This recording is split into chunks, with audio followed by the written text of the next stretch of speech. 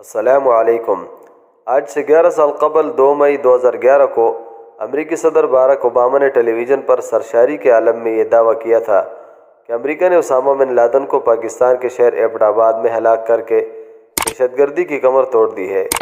اس operation کے بعد Usama bin Laden کے وجود کا کسی کو کچھ پتہ نہ چل سکا کہ وہ محدود چند لوگ کون تھے جس کے سامنے اسے سمندر میں بہا دیا گیا۔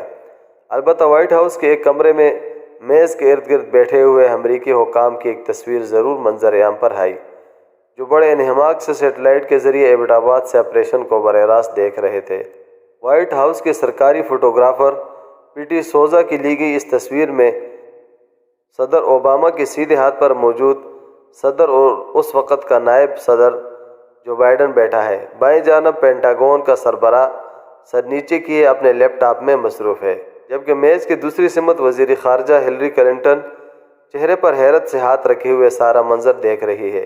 اس واحد تصویر کے سوا دنیا کے پاس اسامہ بن لادن کو مارنے، اس کے ایبٹ آباد والے گھر میں موجود ہونے اور پھر اسٹیلتھ ٹیکنالوجی کے ہیلی کاپٹروں کے آنے اور چلے جانے سے متعلق کسی بھی قسم کی کوئی تصویر یا ویڈیو موجود نہیں۔ کیا اسامہ بن لادن عراقی صدر صدام حسین سے بھی زیادہ خطرناک ہو سکتا تھا کہ اس کے پھانسی کے دینے کے مکمل ویڈیو لیک کرائی گئی، جس میں وہ قرآن پاک کی تلاوت کرتے ہوئے پھانسی والے کمرے میں داخل ہوتا ہے اور ایک بہادر کی طرح موت کو گلے لگاتا ہے۔ اس کے بعد اس کا لٹکایا ہوا سر بھی دکھایا جاتا ہے۔ اسامہ بن لادن کا تو کوئی ٹھکانہ ہی باقی نہ تھا، جبکہ صدام سے محبت کرنے والے تو آج بھی عراق میں موجود ہیں، جو اس کے دور کو یاد بھی کرتے ہیں۔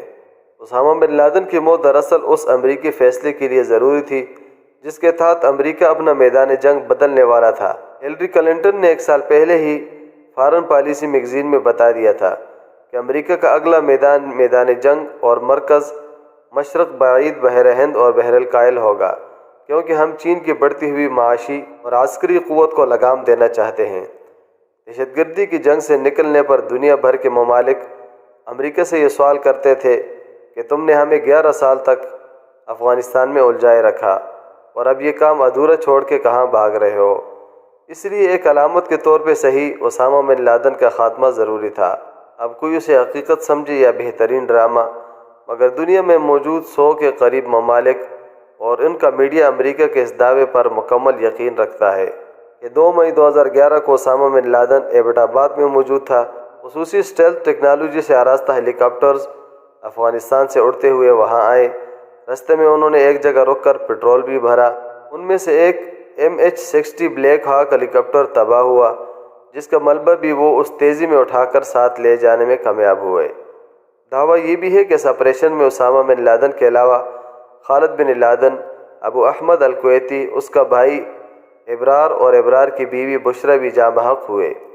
اس دعوے کی تصدیق پوری دنیا نے ایسے کی کہ جیسے کوئی صاحب ایمان شخص ایمان بالغیب میں اللہ اور یوم آخرت پر تصدیق کرتا ہے۔ ہر کسی نے مان لیا کہ امریکہ کوئی ثبوت فراہم کرے یا نہ کرے، وہ سچ بولتا ہے۔ لیکن اس واقعے کے بعد ایک طوفان تھا جو پاکستان میں اٹھا، جس کی کوکھ سے حسین حقانی، اس کا امریکی فوج کے سربراہ مائک مولن کو لکھا جانے والا مبینہ میمو، جس کے ڈانڈے آصف زرداری سے ملائے جاتے ہیں، سپریم کورٹ کے روبرو نواز شریف کے وکلاء والے سیاہ سوٹ میں حاضری، پاکستان کے نظام انصاف کے بالکل برعکس جسٹس فائز عیسیٰ کی سربراہی میں انکوائری کمیشن کا قیام، حسین حقانی کے امریکہ سے پاکستان طلبی، سفیر کی حیثیت سے استثناء، واپس آنے کے وعدے پر ملک چھوڑنے کی اجازت، جسٹس جاوید اقبال کی سربراہی میں کمیشن کا قیام۔ غرض کیا کچھ نہیں ہوا، ایک طوفان تھا، آیا اور گزر گیا۔ آج سب اپنے اپنے کاموں میں مگن ہے، کسی کو یاد بھی نہیں۔ لیکن اس ایک واقعے کے بعد اس پورے خطے میں عالمی تعلقات کی نوعیت بدل گئی۔ امریکہ نے منصوبے کے مطابق افغانستان سے رخصتی کا سفر کا آغاز کر دیا، قطر میں طالبان کا دفتر کھل گیا اور اگلے چند سالوں میں افغانستان کو ایک امریکی سیٹلائٹ ریاست بنا کر یہاں سے نکلنے کے پروگرام پر عمل درآمد شروع ہو گیا۔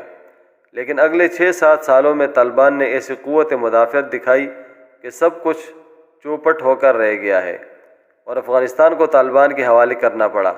دوسری جانب 10 سال تک امریکی اشاروں پر رقص کرنے اور دہشت گردی کے جنگ میں نان نیٹو اتحادی کا تمغہ سجانے والے پاکستان کی وفاداری مشکوک بنا دی گئی۔ اس قدر مشکوک کہ جب اس آپریشن کے بارے میں اوباما سے سوال ہوا کہ کیا پاکستان کو اس کا علم تھا تو اس نے ایسے انکار کر دیا جیسے امریکہ پاکستان پر اعتبار نہیں کرتے۔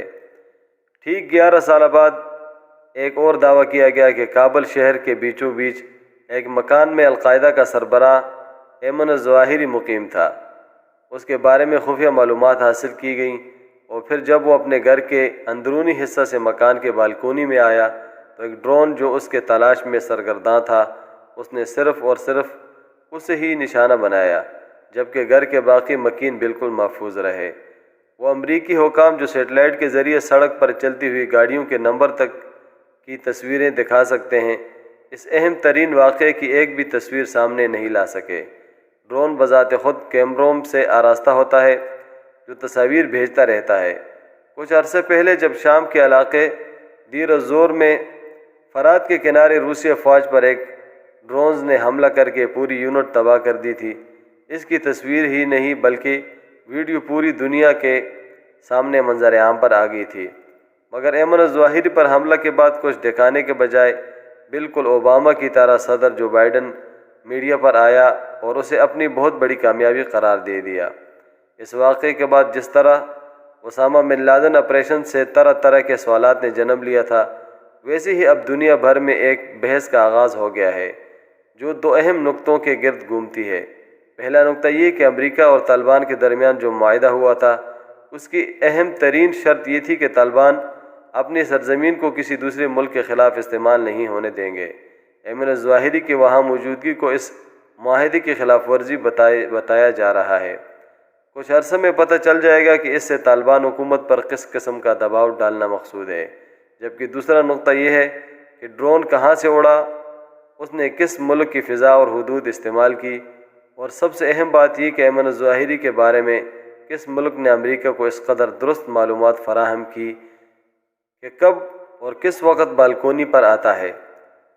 جس طرح ایبٹ آباد آپریشن میں ہیلی کاپٹروں کا آنا اور آپریشن کرنا تو حکومت پاکستان نے تسلیم کر لیا تھا، لیکن اسامہ بن لادن کی موجودگی مشکوک ہی رہی۔ ویسے ہی طالبان نے ڈرون حملے کی تصدیق تو کر دی، لیکن ایمن الظواہری کی موجودگی مشکوک ہے۔ یہ تو آنے والا وقت بتائے گا کہ اس حملے سے خطے میں کون سے مقاصد کا حصول چاہیے۔ جب تک بات واضح نہیں ہوتی، آپ ایمان بالغیب سے تصدیق بالقلب کی منزل پر پہنچتے ہوئے اسامہ کی طرح ایمن الظواہری کے موت کا بھی یقین کر لیجئے۔ کے نیچے سبسکرائب کے بٹن پہ کلک کریں، بیل کے آئیکن پہ کلک کیجئے تاکہ ہر نئی ویڈیو کی نوٹیفیکیشن آپ کو ملے۔